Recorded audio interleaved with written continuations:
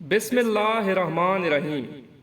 رات کے 11 بجے کا وقت تھا اور میں اس طرح بے خبر سو رہا تھا جیسے گدھے گھوڑے سب بیچ دیے ہوں۔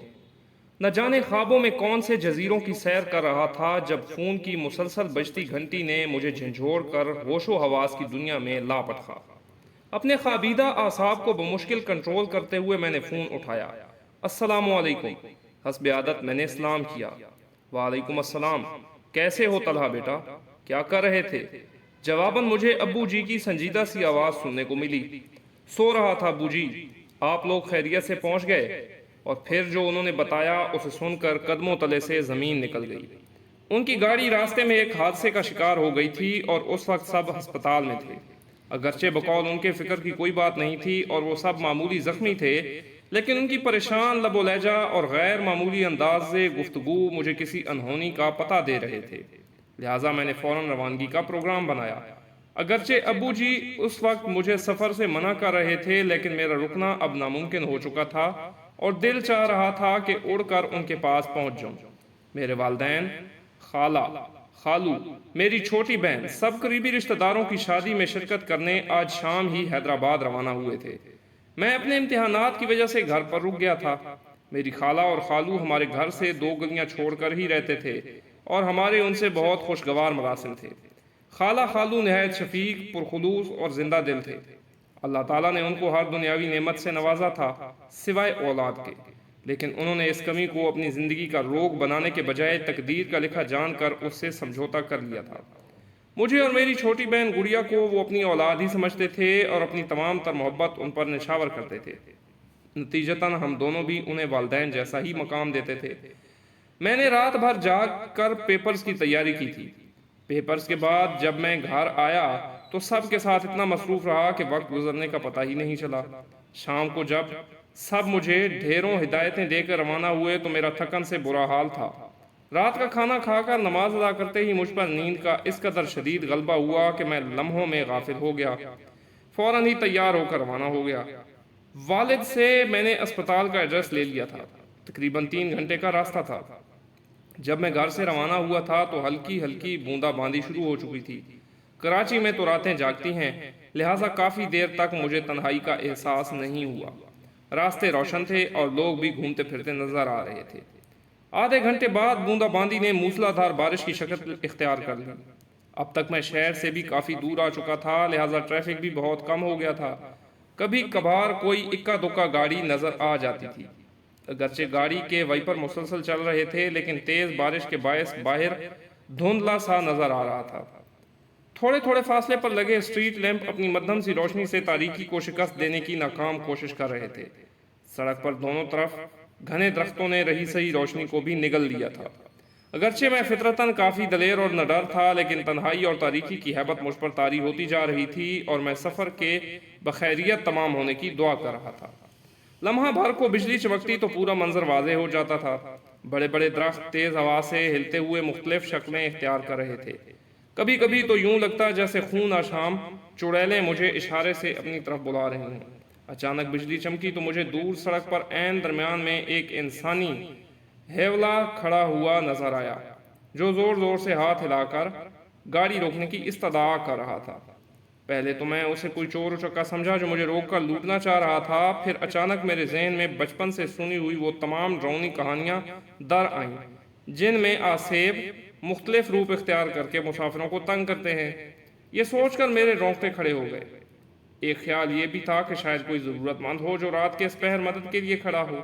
بہرحال جب میں جلتو جلال کا ورد کرتا وہاں تک پہنچا تو یہ دیکھ کر اسے اپنی آنکھوں پر یقین کرنا مشکل ہو گیا کہ وہاں کوئی انسان تو کیا کوئی چڑیا کا بچہ تک نہ تھا۔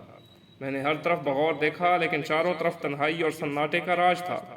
خوف سے میرا برا حال ہو گیا اور میں اندھا دھند گاڑی بھگاتے ہوئے چلا گیا۔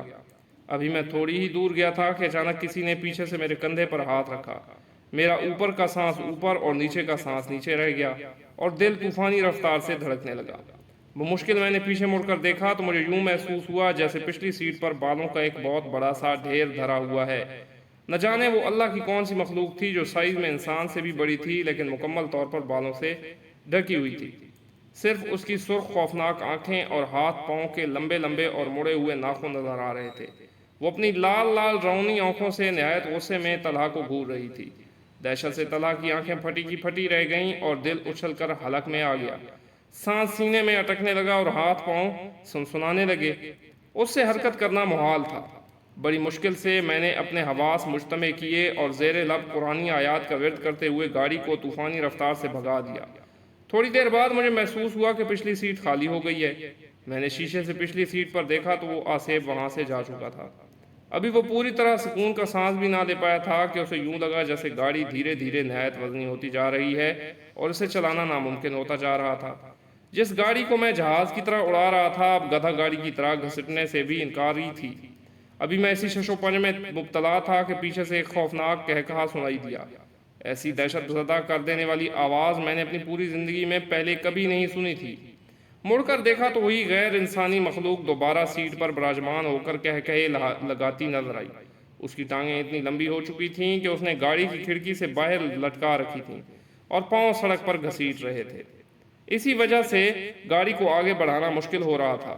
یہ دیکھ کر میری ریڑھ کی ہڈی میں خوف کی لہر دوڑ گئی اور میں نے بآواز بلند قرآنی آیات اور آیت الکرسی پڑھنا شروع کر دی۔ تھوڑی دیر بعد گاڑی پھر ہلکی ہو کر تیزی سے رواں دواں ہو گئی۔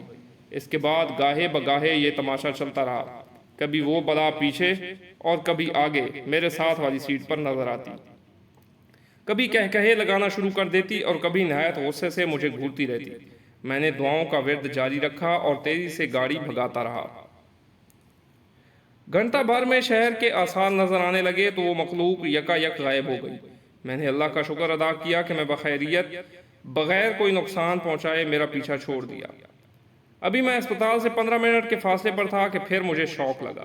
رات کی تاریکی اور موسلا دھار بارش میں خالو ایک اسٹریٹ لیمپ کے نیچے کھڑے نظر آئے۔ میں نے بریک پر پاؤں دبایا تو گاڑی سڑک پر دور تک گھسٹتی چلی گئی۔ خالو تیز تیز چلتے ہوئے آئے اور فرنٹ سیٹ کا دروازہ کھول کر میرے ساتھ بیٹھ گئے۔ اتنی تیز بارش میں کھڑے ہونے کے باوجود ان کا لباس بالکل خشک تھا۔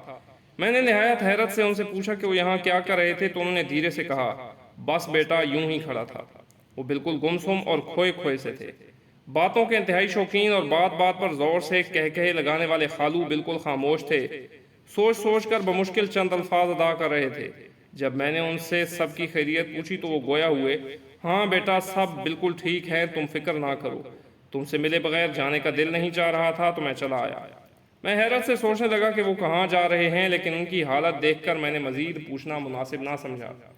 مجھے لگا کہ ایکسیڈنٹ نے ان کے حواس کو متاثر کر رکھا ہے۔ میں خود بھی اسپتال پہنچنے کی جلدی میں تھا، لہٰذا خاموشی سے ڈرائیو کرنے لگا۔ جب پارکنگ میں پہنچ کر میں اترنے لگا تو یہ دیکھ کر میری سٹی گم ہو گئی کہ برابر والی سیٹ خالی تھی۔ میں تیزی سے اسپتال میں داخل ہوا تو سامنے ہی میرے والد نہایت دل گرفتہ حالت میں کھڑے نظر آئے۔ میں خالو کے بارے میں بتانا چاہتا تھا لیکن وہ خاموشی سے تیز تیز چلتے ہوئے مجھے اندر لے گئے۔ کمرے کا منظر دیکھ کر مجھ پر سکتہ طاری ہو گیا۔ سامنے ہی بستر پر خالو کی لاش رکھی تھی جو روڈ ایکسیڈنٹ میں موقع پر ہی دم توڑ گئے تھے۔ امی اور خالہ مجھے دیکھ کر لپک کر آئیں اور مجھ سے لپٹ کر پھوٹ پھوٹ کر رونے لگیں، لیکن میں اپنے حواسوں میں ہی کب تھا جو انہیں تسلی دیتا۔ میں تو حیرت سے گنگ کھڑا یہ سوچ رہا تھا کہ اگر خالو ایکسیڈنٹ کے وقت ہی انتقال کر گئے تھے تو بھی میرے ساتھ گاڑی میں کون تھا؟ کیا ان کی محبت واقعی اتنی شدید تھی کہ اس سے ملے بغیر جانے کا ان کا دل رضا ماننا تھا؟ یہی وہ معمہ ہے جو کبھی مجھ سے سلجھ نہیں سکا۔